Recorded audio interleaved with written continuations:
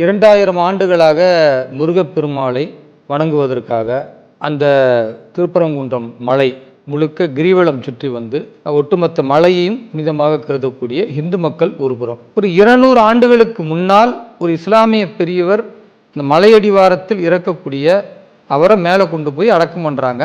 அதுக்கு ஒரு சமாதி கட்டுறாங்க, அதுதான் தர்கா. அதில் வழிபாடு இப்போ நடக்குது.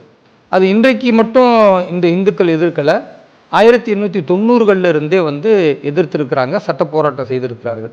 இப்போ மலைக்கு யார் சொந்தம் கொண்டாடணும்? ஒட்டுமொத்த மலையை புனிதம் என்று கருதக்கூடிய இந்துக்கள் தான். அப்போ இதில் சிக்கந்தர் மலை என்று சொல்லுவதை முதல்ல பிழை. இந்துக்கள் 2000 ஆண்டுகளாக புனிதமாக கருதக்கூடிய அந்த மலையை, அதில் இருக்கக்கூடிய முருகப்பெருமானை, அந்த இடத்தை பொறுத்த வரைக்கும் அது சைவத்தை அடிப்படையாக கொண்டது.